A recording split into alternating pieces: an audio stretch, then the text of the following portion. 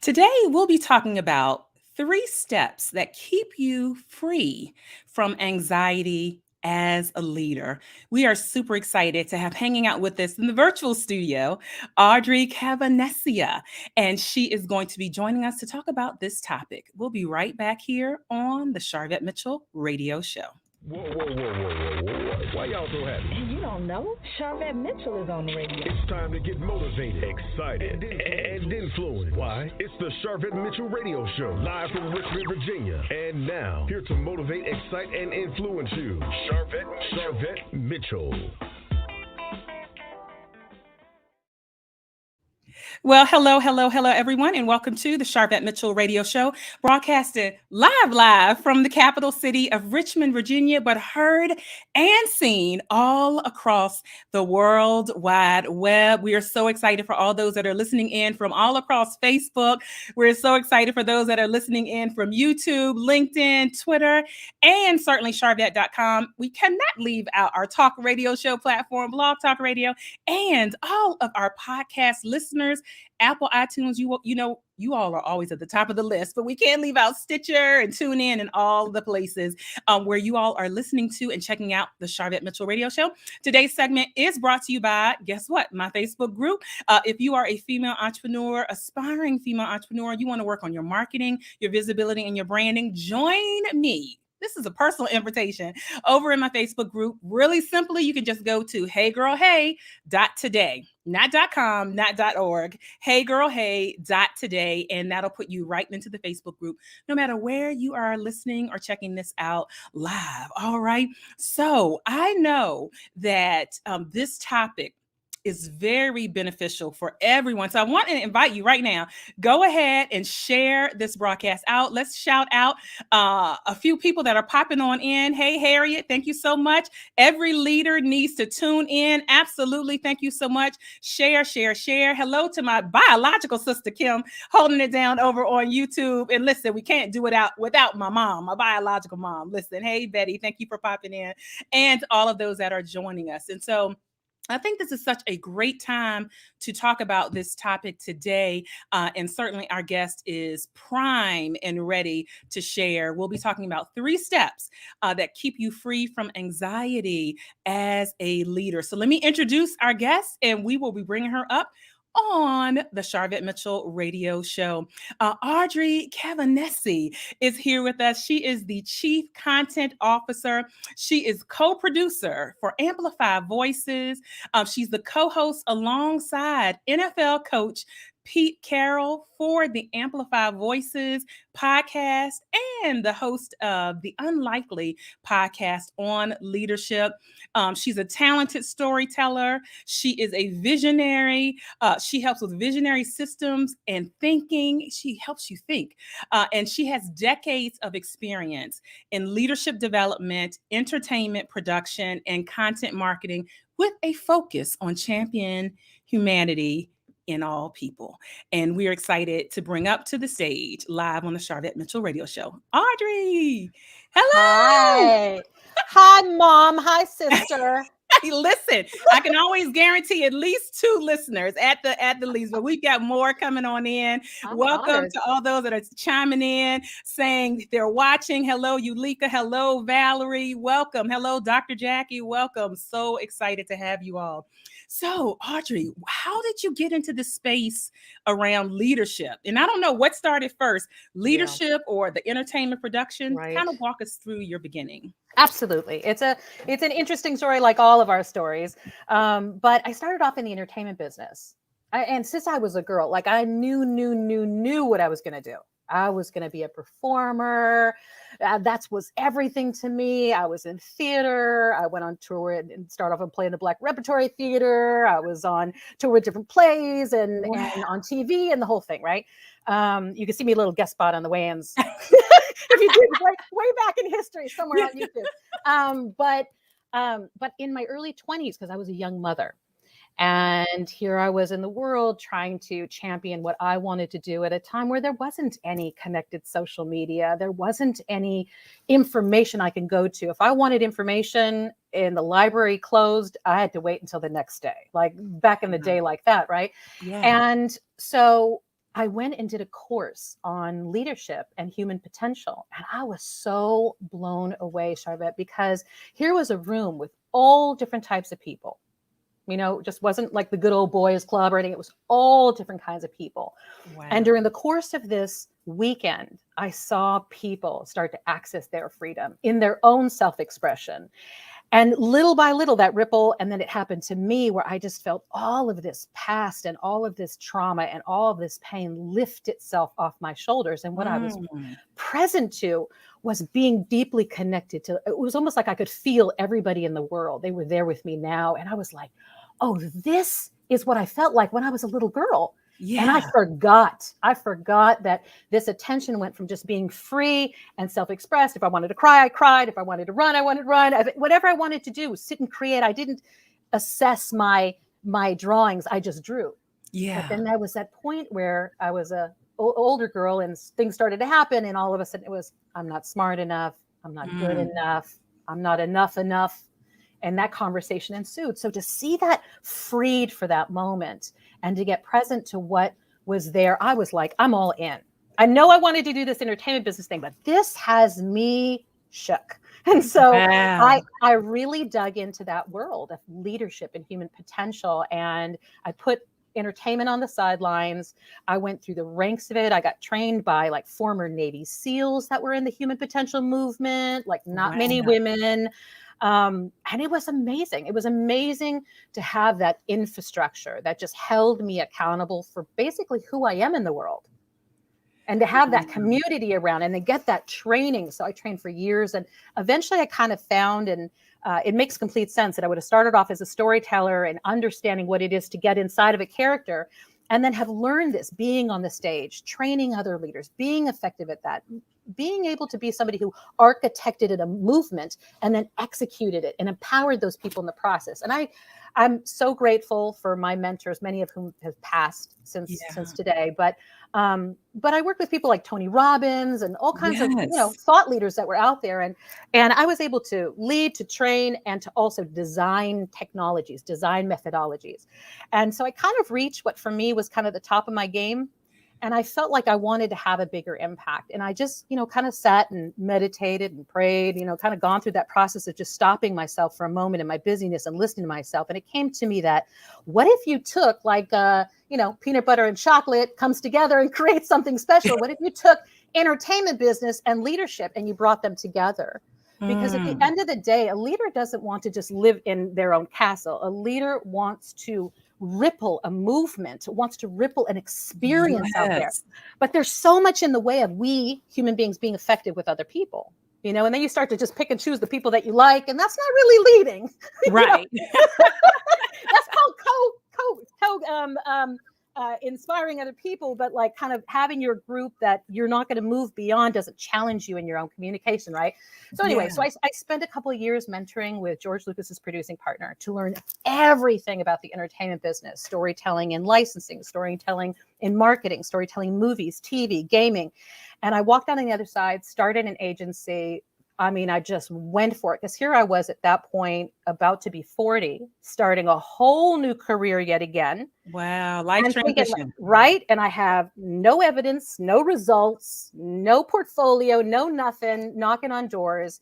And sure enough, with my resilience, 3 months later, I landed the seventh richest person in the world, a billionaire who was launching an island and wanted it to have a quality of inclusiveness while still being luxury and honoring the land, honoring the indigenous people. It was like a real huge challenge. So anyway, I went into that and it was like one client after the other just opened the doors for me and my experience. And so since then, I've sort of cultivated a very unique lane for myself, which I feel is truly my purpose, which is to really bridge between the difficult and the extraordinary, between the divisiveness and the inclusiveness. I kind of feel also that way as a mixed race human being, having felt so unseen for so long. And even if I was seen, I didn't really have a home because I couldn't quite stand, and these are my people versus these are my, there was this whole world that I went through in my head, not in reality, of course. Right. But that's what led me to today. And so here I am today, having mostly just tested my theories and not found myself kind of involved in, I know you mentioned before we started talking here that you have many entrepreneurs that listen to your Yes. podcast. And I love that, because what we're doing is we're carving out our own lane. And for many of us, we don't even get seen. So to carve out a lane is a whole other experience, and having people participate in it. So that's how I got here. And that's my passion for leadership. And while I don't train people in leadership anymore, I build brands and really amplify other voices, which is why our company is called Amplify Voices with Pete and I. There's still the important part of how are we going to live a purposeful life and build our legacy if we cannot be effective at leadership. And also, in this moment of time, of this paradigm shift in history, we now, especially we, the community of melanin in our skin, we have the opportunity to blow the doors open and carve out so many legacies. So I feel it is incumbent upon all of us to be like, okay, you got it. Okay, you need some of that. I'm here for you. You doing that? Yes.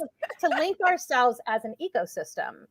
There is no competition in our world, because so much of what we have been risen inside of is a zero-sum game. And that's what business has been built on. A zero-sum game is you win, I lose. So therefore, I got to win and you got to lose. But that's not how the world is created. That's not how we evolve. That's not even what science says, because even science says we're a sum-sum game, meaning that if you thrive, I thrive. Yes. Listen, I know you all are eating this up already. I'm seeing the hearts come in. You said so much. Thank you for sharing that journey. Storytelling. How important is storytelling for entrepreneurs? It's everything. I mean, it truly is everything, because we have lived in a world so much as entrepreneurs, as leaders, in the comparison world, even how we pitch.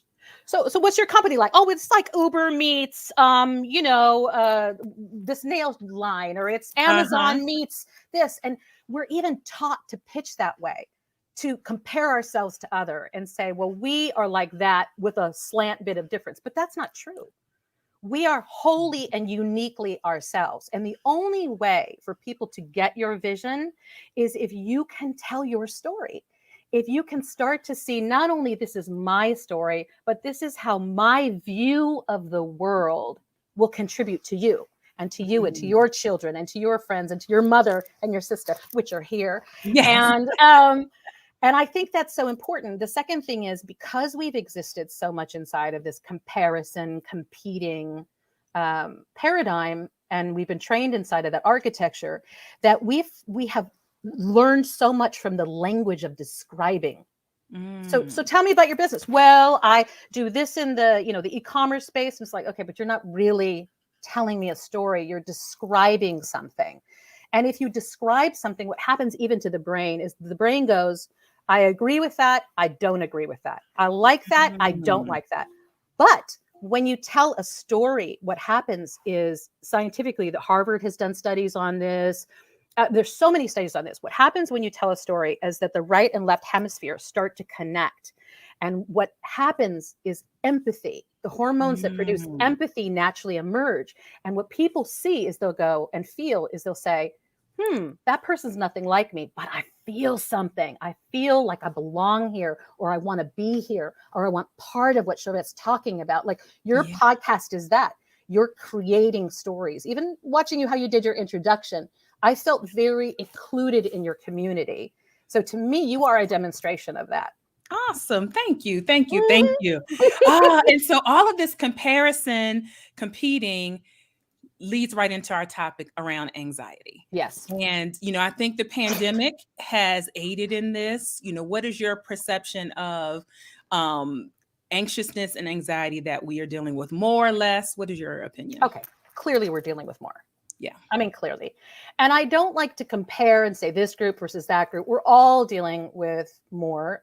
Many of us, and I don't know if any of the people listening or that will listen, have also experienced loss during this time. So they're, of course, dealing with those of us who have not.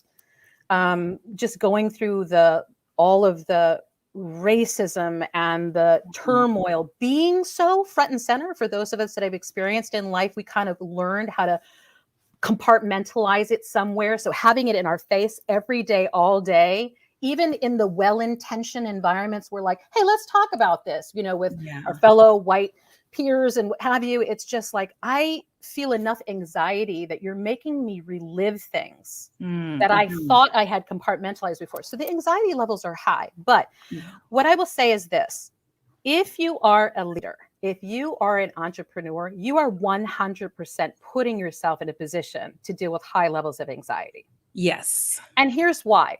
To lead is to have pressure that people that don't lead do not have. Okay? Yeah. So you want to think of it like I think of it like this, which is there's only 2 states I can ever be in as a leader, and that is surviving or thriving. Somebody needs to type that in the chat. Surviving or thriving? It's a question on the table. Exactly. So when it comes to anxiety, how do I know I'm surviving? How I know I'm surviving is I have succumbed to the anxiety. It is crippling me. It is making me doubt myself. It is making me distrust other people, including myself. It is making me feel a sense of hopelessness, like things will not turn out. Yeah. Why give the effort? Which is a very lascivious kind of thing to happen to us, because we wake up that morning with all those charts and best intentions and things to do.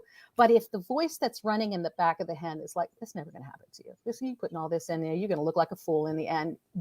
And that's human. That happens to all of us. But we need to identify, instead of trying to overcome that conversation, we should be able to say, survival. What is going to get me from survival into thriving is our interest. And how fast can we move through there while still honoring our experience is what I think the important part about leadership is. And I want to say something about pressure before I give that access. Okay. Yes. Does that work, Sharvette? Okay. So I read this thing a while ago, because it's very hard to say to somebody who's going through pressure. Clearly, I feel the same way about myself when I've gone through pressure. Like, you can't just tell me, get over it, Audrey. Lighten up, Audrey. It's not that bad, Audrey. That makes me feel more pressure. And for many of us that experience trauma, we actually feel like a suppressed rage. Like, I'm about to go off on somebody in a second here, because let me walk away and, find a quiet place. But I want to say something about pressure so that it gives us more of an ability to embrace it as we transition into the thriving versus surviving. So I read this thing a while ago, and it was a study that was done by bioengineers. And what they did was they created the perfect dome space, like the climate space, to test out and allow the thriving of nature. So the growing of trees. And that was one of the pieces in their whole ecosystem. And so they did everything, the perfect air, the perfect soil, the perfect amount of water distributed, all of it, right? And the trees everything was thriving. And the trees got to a certain place, and then they just fell over and died. And they were like, okay, let's try this again. And they tried it again. All the perfect conditions, right, for this tree to grow. Wow. Died again. And they couldn't figure out what the problem was. And here's what they discovered. What they discovered was they had no wind in their perfect environment. Oh my goodness. That when a tree gets to a certain point and the wind applies pressure, what it does is it makes the tree stronger. And if the tree can go through that, it now exists in all of its glory and all of its strengths. So now, what does that mean? That we're supposed to be going around being strong? No, I think we have that enough in our cultures. It's strong. I'm not saying the answer to everything is to be strong. I'm saying pressure is part of the process. It's only when we resist the pressure that it becomes crippling for us. And so, right? So pressure. That is powerful. Wait a minute. Okay. I'm gonna pause. Like, I got chills. Did anyone else get chills? Because that's such a real example. The wind, we got to have something coming against us to strengthen us. So, my goodness. Okay, keep going. That's so how powerful. Does that apply to being an entrepreneur? How many of us have if we have a product and we put the product together and all of a sudden the product gets damaged or the shipment doesn't come in time, and we think to ourselves, why is this happening to me? Yeah. I gave it everything. I gave my best intentions. I'm doing all the right things. How could this happen to me? And the minute we do this, what we do is we succumb to going into survival, because that's the minute we're going to be like, something's wrong with me. Nothing works out for me. Why do I have to work so hard when other people are having, their flowers handed to them right and left? So it's important for us to say, when we get that pressure and something goes wrong, say, okay, I see this. All right. What is going to be the innovative way for me to deal with this? What is this challenge going to teach me that now I will bring uniquely into my business? Where is this an opportunity for me to work with my team in a different way? You don't have a team? Yeah. Where is this a way for me to start to engage other people that can be part of my community, that can help rise me through this situation? Maybe this is an opportunity of growth for you to ask that you need support. And that's a really difficult thing for you, but that's the message you're getting right now, right? Yeah. So in the world, survival will take you down physically, emotionally. Burnout comes from staying too long in survival and not being able to navigate your way out. And just think about it. Have you ever been in an environment with an entrepreneur, a business person, a peer that's acting like hectic and desperate and scattered, and you're like, I love the person, but I'm not really engaged in what they're up to? That's somebody who's in survival that hasn't popped out. Our natural state is actually to thrive. And survival is meant for us to activate when we are truly, there is a threat to our life. Except the body doesn't know any different, which is why we can watch a movie, go to storytelling. We can watch a movie and feel deeply afraid and emotionally affected for days. There are movies that I won't watch because I can't get that out of my head and I don't want to be emotionally impacted that way, right? That's how real the brain doesn't know the difference between a something terrible really happening to me, or is it something that I perceive to be dangerous? So in the world of thriving, there's really kind of three things that I really see that are super, super important, that we can move ourselves from surviving in a situation, no matter how difficult, into thriving through that situation. Yes. The same circumstances. And that is one, that we can tell ourselves, I feel safe. I am safe.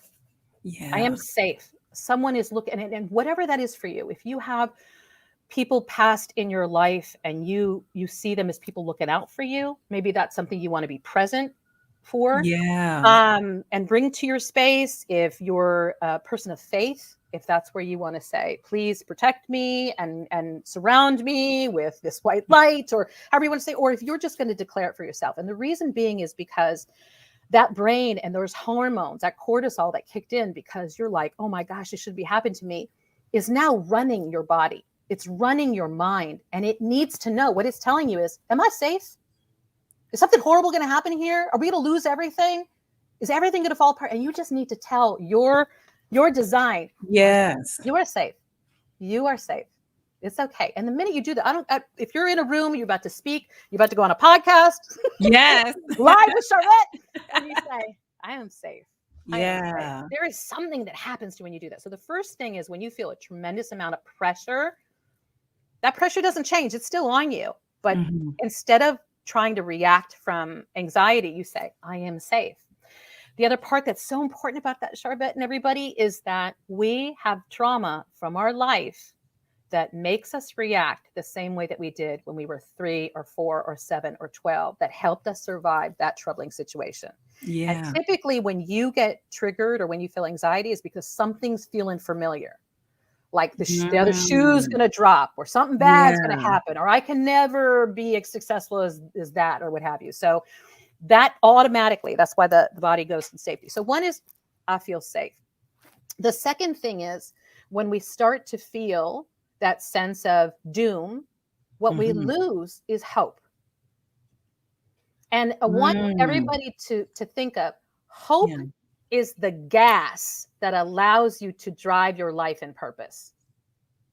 Yeah. Yeah. Because if you don't have hope, there's nothing out there to reach for. That's right. Nothing. Yeah. And that's why when something really horrible happens and they succumb to that horrible thing and they can't get themselves out, haven't you felt like if something happened, you're like, I can't shake this. I can't get out of this mood and out of this situation, this funk that I'm in. I don't feel alive anymore. I don't feel passionate about what I'm doing. That is because you can ask yourself, have you lost hope? Do you feel hopeless? And you're like, yep, that's what I feel. I feel hopeless. Okay, so activate your hope again. What can you do? Do you need signs up in front of you? Do you need to talk to people that'll bring that hope? Do you need to read something that'll enliven that? You need music that'll bring that forward. You need to surround yourself with hope again, because the minute hope comes, it's like a light that shines on your purpose, your path that is only uniquely yours, no one else's. So hope is very integral. So first you're safe, and then you bring back the hope. Turn the light back on of the hope. Okay. Turn the light back on. It's shine in the light. And the third thing is I trust myself. Because when we're anxious, we get destabilized and disrupted, and we stop listening to our real inner guidance. Wherever you get that from. If your inner guidance is your faith, if your inner guidance is I trust the universe, if it is just your own conversation with yourself, it's like being on a rail and all of a sudden something throws you off, the train can't go anymore. Yeah. So you need to put yourself back on. And that is, I trust myself. I trust myself that I will make the right decision, that I will say the perfect thing that needs to be said, that my actions will yield this thing. And if you look at it and just go the other direction, you say, I trust myself. I have hope that my purpose is being fulfilled, and I am safe. This is so good. This is so good. And I know that anxiety levels down, right? Yes, I know listeners and viewers are going to have to rewind or come back to this and listen to that again. So powerful. And I love that it, like you said, it can be whichever order. You can start with right. one, you can start with the other. But the anxiety then comes down. Comment here. Wow, this is really good information. Thank you, Mo Angel Randall. Thank you, Mo. Thank Angel you. Randall. Oh my goodness. While they are watching and listening, how can they connect with you online? How can they hang out with you? Where are the places? Okay, so Amplify Voices, we have a whole body of podcasts. When you look up Amplify Voices on Apple or Spotify or wherever you get it, you're going to see the New York Times bestseller Resmaa Menakem, who's specialized on white body supremacy and Black trauma. You're going to see Black Girl Burnout, one of our podcasts by amazing Kelly Bonner. You'll see Let's Talk white guys talking about and being straight up about accounting for racism and sexism and equity and their different levels of success. My podcast, Unlikely Leadership, the podcast with Pete Carroll and I, and more. So we're bringing together this body of what we feel are just conversations that really need to be had in many different voices and many different places so that you can choose what you love. That's first and foremost. So you can find us on our website, amplifyvoices.io, or more importantly, you can call us or text us, me and Pete Carroll. And yes, we do listen to it and we do look at it and we do activate it directly. So the number is 310-582-5216. 310-582-5216. Anything you have a question about or you listened to a podcast and you wanted to know more about it, you tried something out in the leadership skills that I talk about, because on my podcast, Unlikely Leadership, I talk to people and I also just do straight conversation where I just talk about a topic. But what I do is I crystallize it at the end to say, okay, we just talked to somebody, that's that person, but let me take it away so it's a set of skill sets that you can then use for yourself and try out. So that's where you can find me. Oh, absolutely, Mo. Wonderful. How did you and Pete connect? Oh, that's so interesting. So the real short of the story was I was listening to myself in a play. It's kind of a perfect example for the conversation you had with me, because I had left a company where I felt it was a tremendous success. I helped the company go public and all of that. But there were places along the way that we all feel when we betray our own integrity. Like we want to say something's not right, or people aren't being treated right, or something's happening. It's not like a disastrous thing, but there are these subtle things that we know that they're off. Yeah. And I was like, oh, I'll get to that. I'm dealing with this right now. Or all day. It was my way of just not dealing with it. And what it started to do was started to throw me off, where my anxiety went higher because I wasn't being true to myself. I didn't feel safe. I didn't activate this. This is something that I truly saw on the other side of this experience. And when I left that company, I was so exhausted.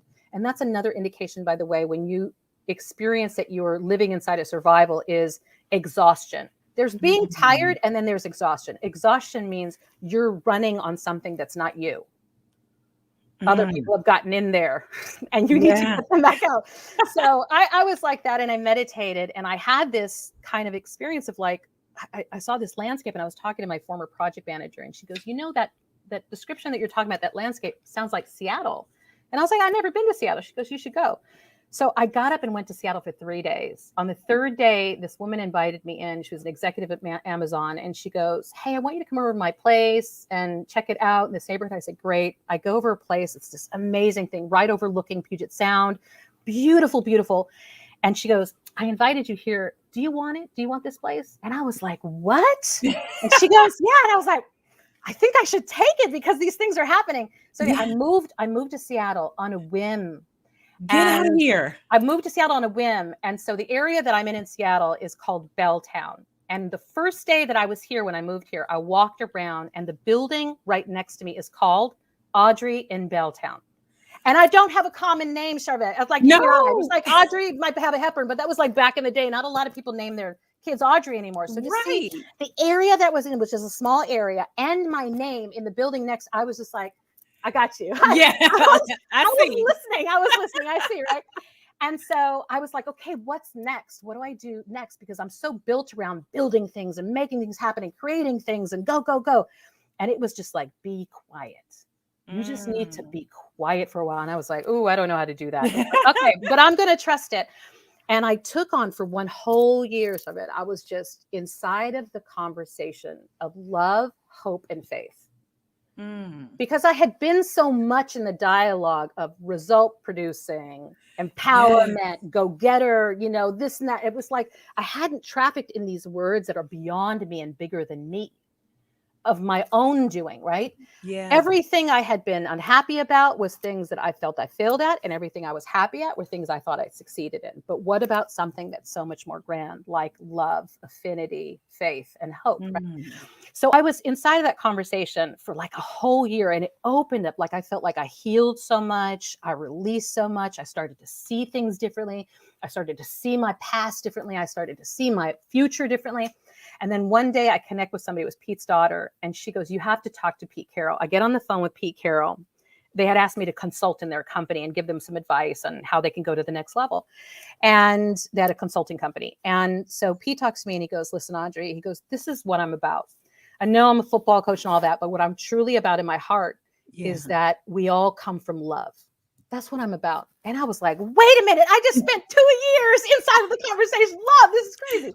Yeah. But we had like 2-hour dialogue. He called me back the next day. We started talking again. And then I just said, based on what he had talked about and what I was passionate about, I said, what if we created a media company where we can amplify Black voices, where we can amplify Indigenous voices, where we can amplify what it looks like to be a caring leader, not a dominant, diverse, just like divisive person, but someone who really cares and amplify people that are doing amazing things out there in the world. Give them podcasts, give them TV shows. And so we started going around on that, and we did, and it's been in just a short amount of time. Our first podcast came out in June. We've won 3 global awards.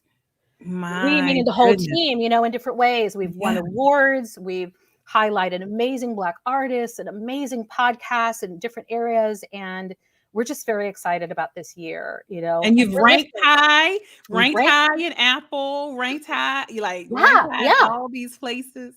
Yeah. And we haven't done traditional marketing. Like we're not going after anything. We're really listening and connecting with people and say, what are you doing? How can I help you? And I just feel in my bliss. That's how I feel, I just feel in my bliss. I feel blessed. I feel in my bliss. And I know that this is an important time to grow, to really let go of some things that I thought were some truths that maybe I've been carrying around with me. So I'm a huge advocate, Sharvette, that I really feel, leadership affects so many people once we start leading.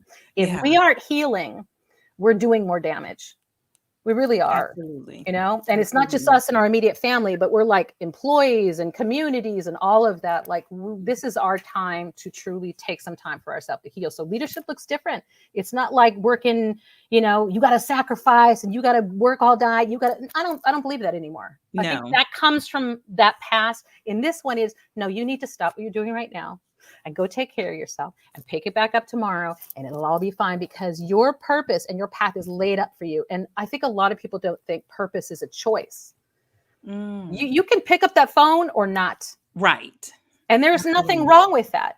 You want to just live your life and not have to deal with anything? No problem. Life is a gift. So enjoy it while it's here. But if you're saying, I want to live a life of purpose, and my entrepreneurship is going to be inside of my purpose and my path, there is work to do.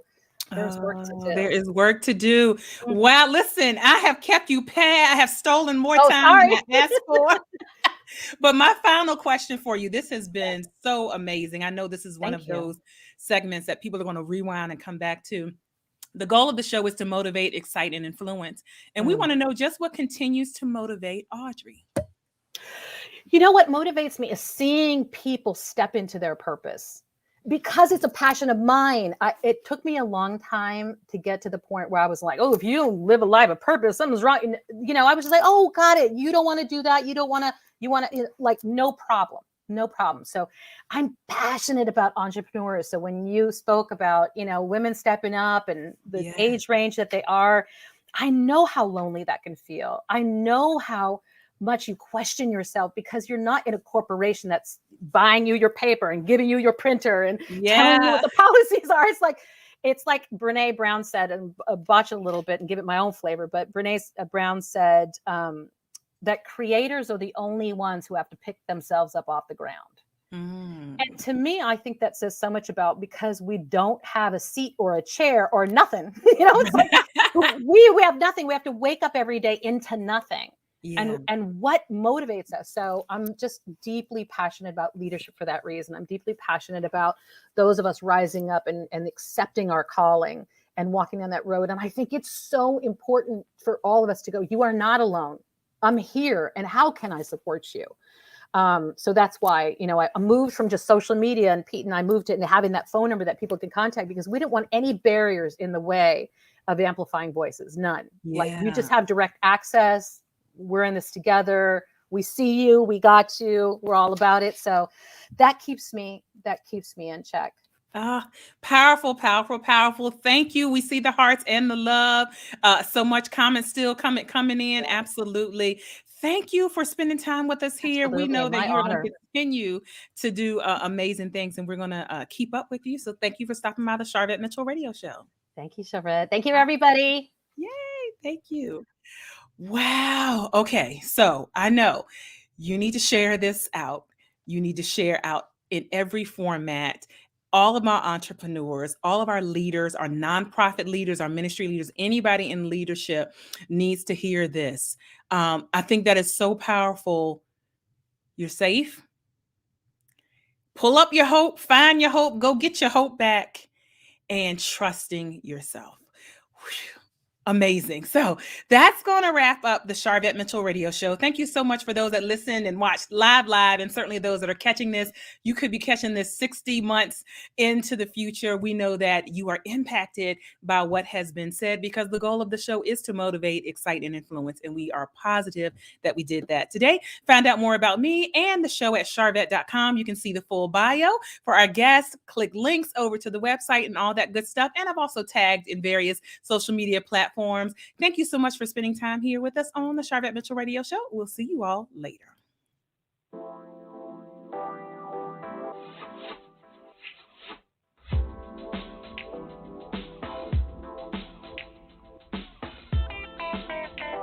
Live from Richmond, Virginia, you've been listening to the Sharvette Mitchell Radio Show. Get Sharvette Mitchell every Tuesday at 6 p.m., interviewing all the stars you want to hear from. So until next week, stay motivated, excited, and influenced. This is the Sharvette Mitchell Radio Show.